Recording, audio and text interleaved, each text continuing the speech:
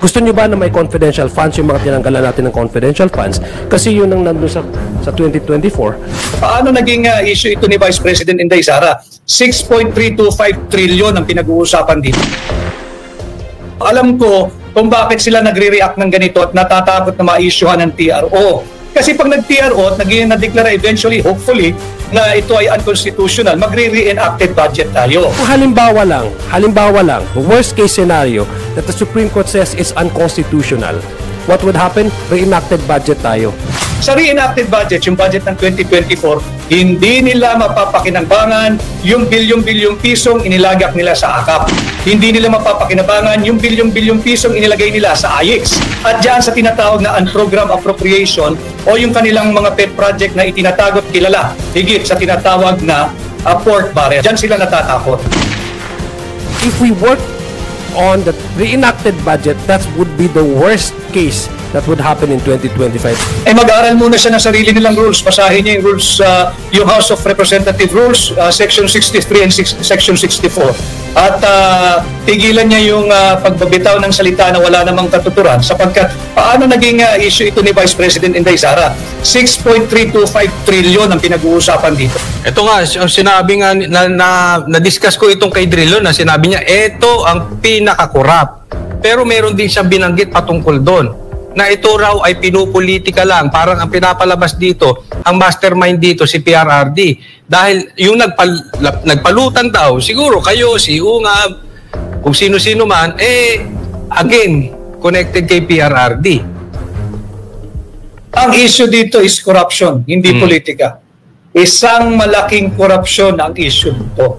At walang kinikilalang politika ito sapagkat ito ay 6.325 trillion pesos lang naman. 6.325 trillion pesos na pera nating mga Pilipino na dapat tayo lahat ay makilahok sa usaping ito. Napakahalaga, napaka-importante sapagkat ito yung ating taunang budget. Hindi kasalanan ni Congressman Sid Ungab. Hindi ko kasalanan kung kami nag-file ng kaso. Dapat, ang lagi ko sinasabi, do not shoot the messenger. Ba't kayo nagagalit sa amin? Ginagabayan nga natin ang executive department eh. We're giving them the benefit of the doubt. Pero tila, sila nagtatanggol sa both houses of Congress. Dahil you do not shoot the messenger. Aming linahan ito dahil obligasyon ng bawat Pilipino makakasaksi ng ganitong napakalaking krimen, napakalaking korupsyon na ilantad at ilahad sa taong bayan ang kanyang nasaksihan at nakita at nalaman. Last question bago ko ipasa kay Jay, no? Itong komentaryo po dito sa sinabi ni Senator Chis na tila nililito ang taong bayan sa facts. Kasi simple lang naman eh. May blank items, sino nag-fill up? Pero ito parang nililito nila na meron na daw di umanong pagkakasunduan, parang ano na yun eh. Oh, tapos naman na yan. Batas na yan. Okay na sila dyan. Parang ganun ang kanilang direction ngayon eh. Attorney Vic. Hindi pwedeng ganun lang natin tratuhin. Itong napakalaking krimen, napakalaking korupsyon na ating nadiskubre. 6.325 trillion ito. At hindi nila pera ito, Coach Oli. Pera to ng mga Pilipino. And it is their sacred duty to take care of every centavo that will come out of public coffers. Hindi pwedeng blanco. At hindi pwedeng tapos na. Sapagkat yung pinakita naming final bicameral conference committee report na aprobado, ratifikado, pirmado at i-final nga sa House of Representatives Bills and Index Service or section, dito makikita mo na hindi ito ordinaryong papel. May evidentiary value ito. At ano yung evidentiary value? Merong krimen na naganap. Merong dapat managot kung sino naglagay ng mga halaga diyan sa mga paklang na sadyang iniwan ng Bicameral Conference Committee report. Hindi pwedeng iiwan mo yan sa technical working group o sa mga staff ng senador at kongresista. Bakit? Wala silang kapangyarihan eh. Hindi naman sila mambabatas eh. At malinaw sa konstitusyon, tangi nga lang ang mga mambabatas sa mababang kapulungan dapat magmulang any appropriation revenue or bill. Yun, attorney. Ano pong masasabi niyo dun sa sinabi ng isang congressman na kaya nyo lang daw ito ginagawa dahil gusto nyong maibalik ang pondo na hiningi noon ng Office of the Vice President? Mag-aral muna siya ng sarili nilang rules. Basahin niya yung rules, yung House of Representative Rules, Section 63 and Section 64. At tigilan niya yung pagbabitaw ng salita na wala namang katuturan, sapagkat paano naging issue ito ni Vice President Inday Sara? 6.325 trillion ang pinag-uusapan dito. Alam ko kung bakit sila nagre-react ng ganito at natatakot na ma-issuehan ng TRO.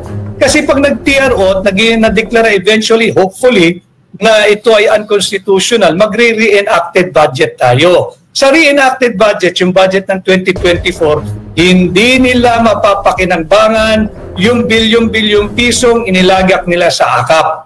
Hindi nila mapapakinabangan yung bilyong-bilyong pisong inilagay nila sa AIX. At dyan sa tinatawag na unprogrammed appropriation o yung kanilang mga pet project na itinatagot kilala higit sa tinatawag na pork barrel. Dyan sila natatakot.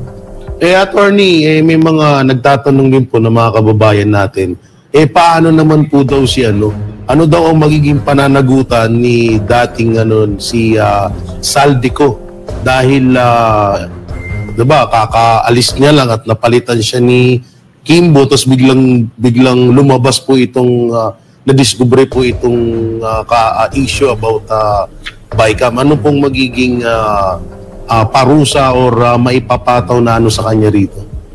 Lahat ng nakapirma doon sa Vice-Cam report, yung final Vice-Cam report na naging enrolled bill, atin yung papanagutin. We are in the process of building the case at alamin kung sino yung dapat isama dyan sa mga ikakaso pa ng grupo ng abogadong nag-aaral kung ano yung nararapat na criminal case o ano yung criminal violation committed in the passing of this full of blanks na final bicameral conference committee report. Attorney Vic, ito banatang tanungan ha. Una, ginagamit daw niyo itong issue na ito dahil kayo kumakandidato bilang senador. Hindi, ang issue rito hindi yung pagtakbo ko, hindi yung politika. Ang issue rito ay corruption. Corruption, corruption at corruption. Kasalanan ba naming nahuli namin kayo? Kung hindi namin kayo nahuli, di masaya kayo at nagdiriwang. Ngayong nahuli kayo kung ano-anong pagsisinungaling ang inyong ginagawa. Kaya nga ang sinasabi ko, mabuti pa yung mga konseho ng barangay.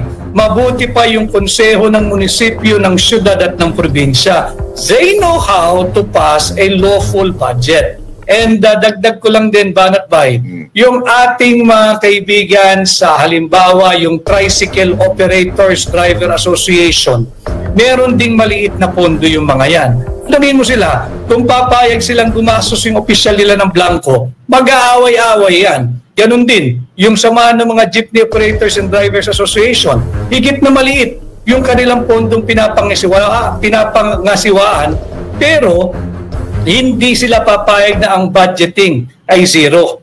Ganon din, yung mga nagtatrabaho sa korporasyon. Tanungin ninyo kung papayag yung board of directors na magpapasa kada departamento ng isang corporation na blanco yung kanilang panukalang budget at bahala na kung paano namin at magkakano ang aming gagastusin. Ito ay malinaw na pagsisinungaling na ito raw ay proper at prudent budget programming at pagpasa ng ating taunang budget. Kasinungalingan yan.